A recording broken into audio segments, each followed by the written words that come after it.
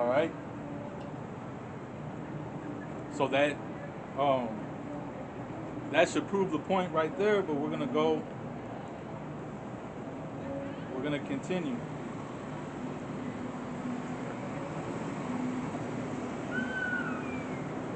All right.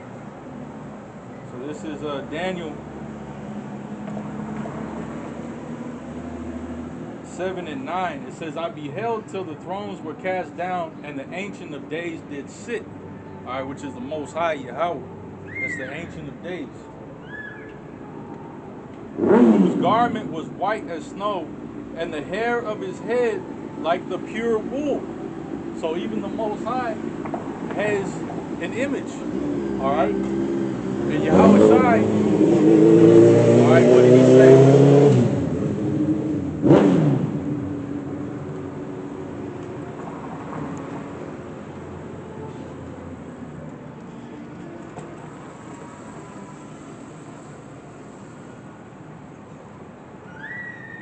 This is St. John 14 and 8. Philip saith unto him, Lord, show us the Father, and it sufficeth us. Yahweh Shai saith unto him, Have I been so long time with you, and yet hast thou not known me, Philip? He that has seen me has seen the Father. And how sayest thou then, show us the Father? All right. And so what Yahweh he's saying, if you've seen what I look like, then you've seen what my Father looks like. All right. So the Most High looks like, you know, a Judite, man. All right. So-called Negro. All right.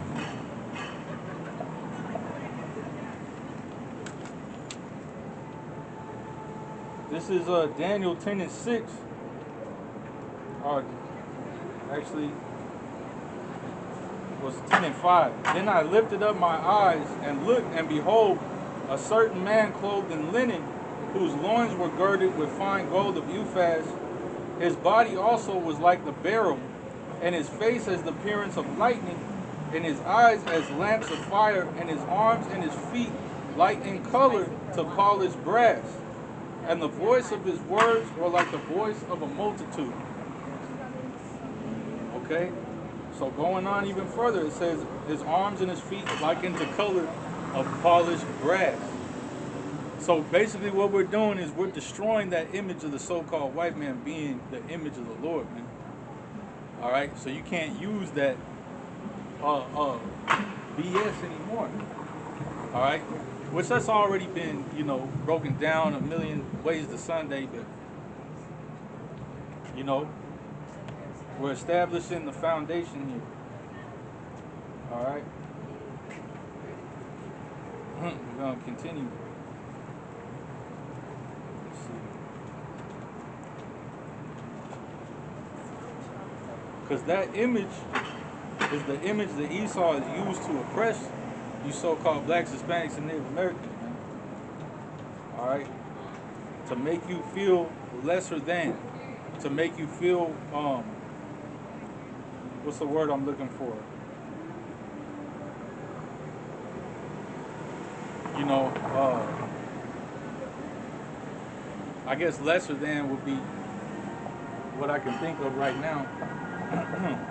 Make you feel low, all right? Or like Esau is above you or something, all right? But he's not. See, you got Jakes that'll say this is the so-called white man's book, but it's not, all right? Esau, in his craftiness, and his, you know, took this book and used it as a weapon against you, all right? But really, this is your book.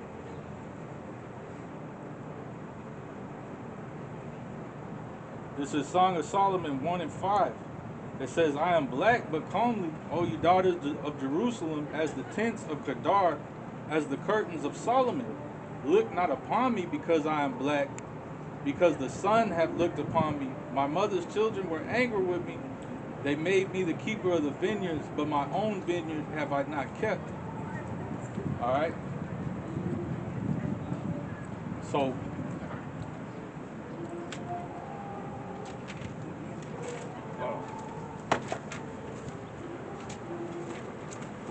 we're just going through these precepts. All right? As it says in the scriptures, through thy precepts, we get understanding. All right. So, Jared, let's go now. This is Jeremiah 14:1. It says, the word of Yahweh Shem Yahushai that came to Jeremiah concerning the dearth. All right. So let's look up real quick what it says there in the blue letter for dearth.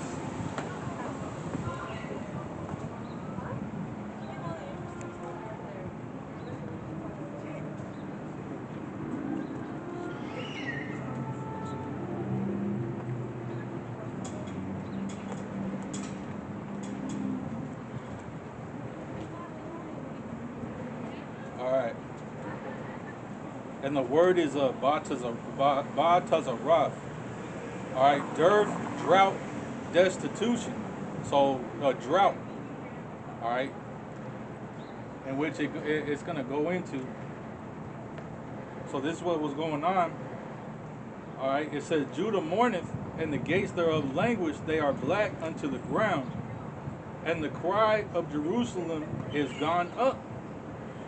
And their nobles have sent their little ones to the waters. They came to the pits and found no water.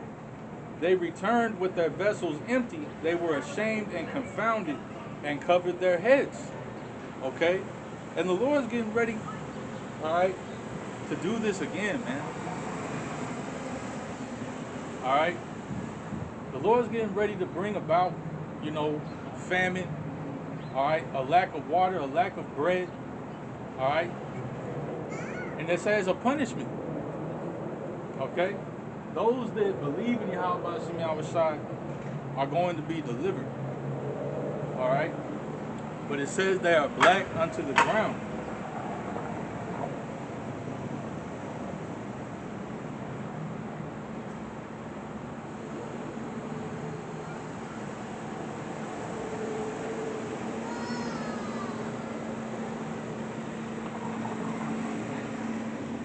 Alright, and that word ground is a ratazah, which means land and earth. Alright, which we know the soil of the ground is brown to a dark brown. Even good soil is really dark, man. Alright. But we're gonna keep going. We're gonna get more understanding through these precepts. Alright. So this is Lamentation 4 and 8. Alright.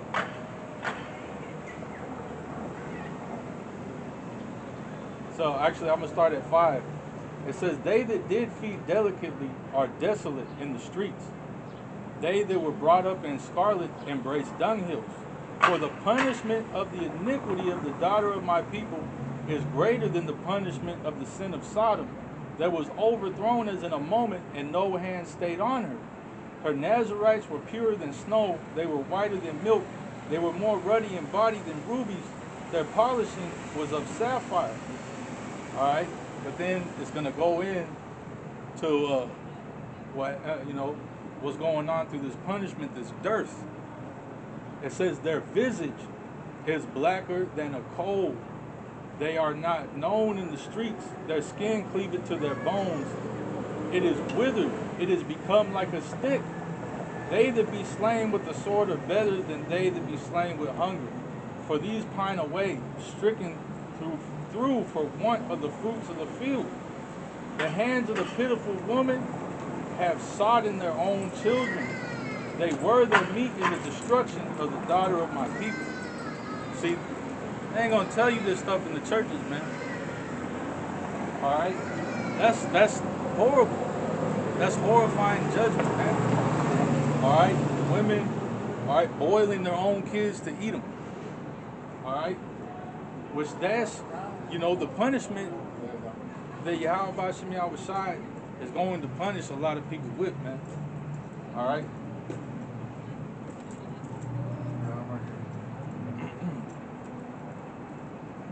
So we go now to Lamentations 5, and 8. It says, servants have ruled over us. There is none that doth deliver us out of their hand. We get our bread with the peril of our lives because of the sword of the wilderness. Our skin was black like an oven because of the terrible famine. All right.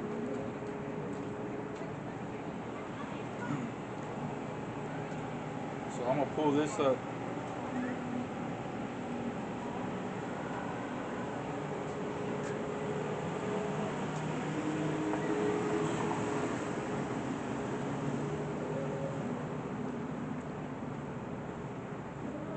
All right, so this is an AI overview, and it says Jeremiah the 14th chapter takes place during a severe drought that devastated the kingdom of Judah. The lack of rain destroyed crops, dried up cisterns, and affected every level of society, from royal nobles to poor farmers, as well as livestock and wild animals. The chapter records Jeremiah's desperate intercession, asking of God for rain, but Yahweh Shem Yahushai refuses to lift the judgment due to the nation's unrepentant idolatry. All right. It says in the King James Version, Jeremiah 14:2 reads, Judah mourneth, and the gates thereof languish, they are black unto the ground, and the cry of Jerusalem is gone up. All right. It says, while Jeremiah 14:2 itself describes a posture of mourning, the physical darkening of human skin caused by severe famine is explicitly mentioned in the Bible. Jeremiah, who also authored the book of Lamentations, described the siege and starvation of Jerusalem using this exact physical imagery. Lamentations 4:8, their visage is blacker than a coal. They are not known in the streets, their skin sticks to their bones, it is withered. Lamentations 5:10, our skin was black like an oven because of the terrible famine. All right, it says physiologically, prolonged starvation and severe dehydration lead to hyperpigmentation, peeling, and a dry, charred appearance of the skin from extreme fever and sun exposure. All right. So that the famine caused their skin to become even darker, man. That's why I said that they were, their skin was black upon them. All right. And then we go over here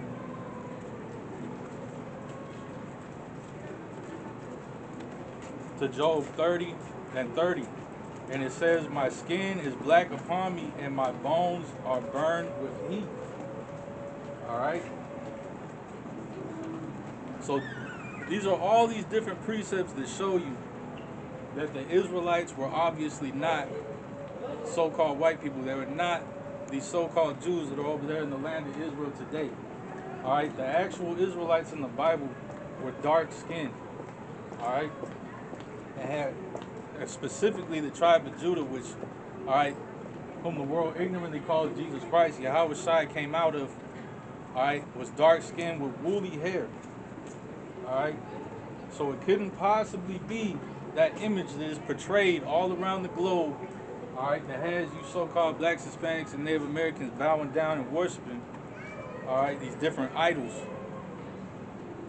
Couldn't possibly be, all right? So now we're going to go.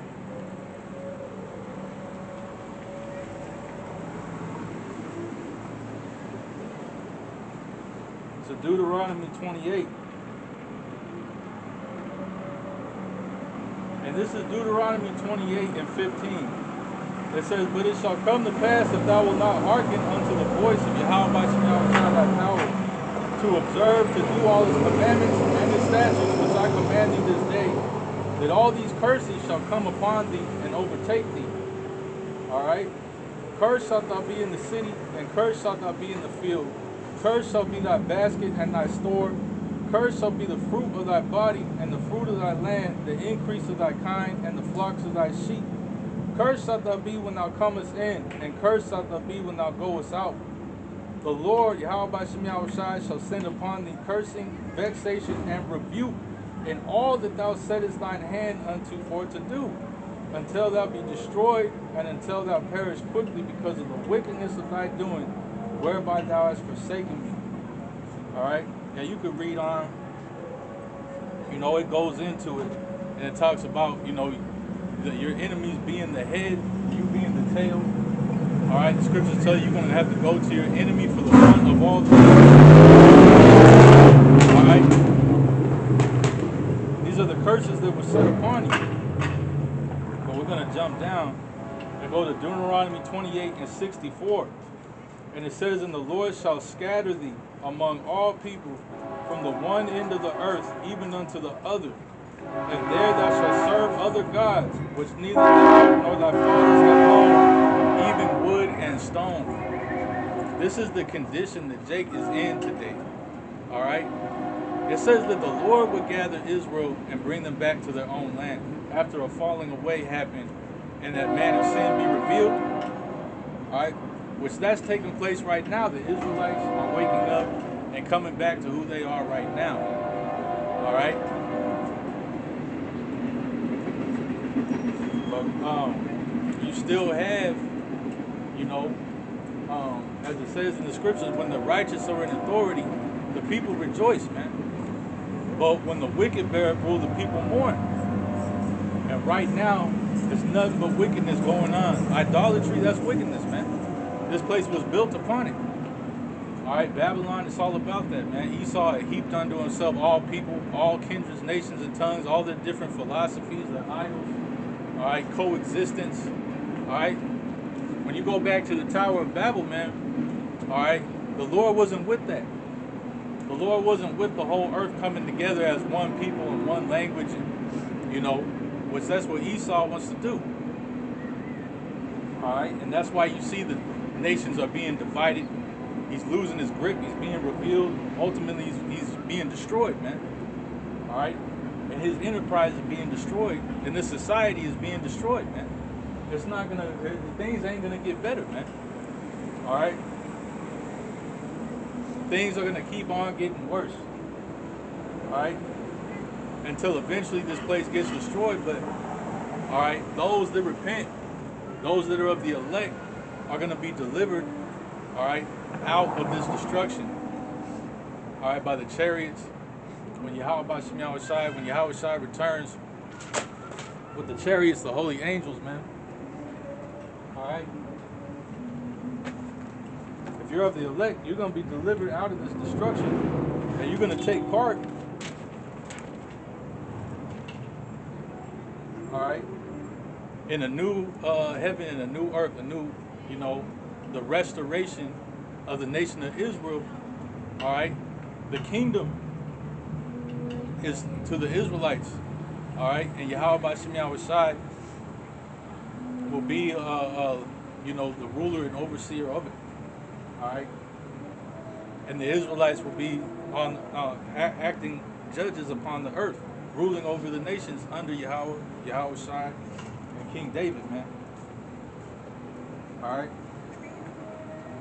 but Israel have been scattered throughout the four corners of the earth among all nations. So it's not, you know, because you have certain Israelites out there, even though we broke it down. You know, Yahweh Shai, the tribe of Judah, dark skin, woolly hair. All right. But we got to go into the side of it that Israel had been scattered and mingled among all these nations, man. All right. So first thing we're going to go to now, we're going to go to Tobit. I should have texted you guys when I was on here. I was super early on that night.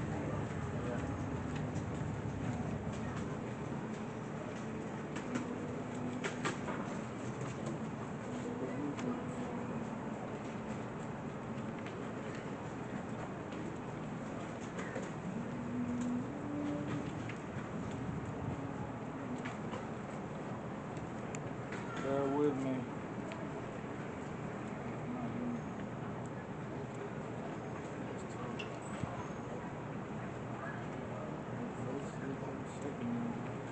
Here it is.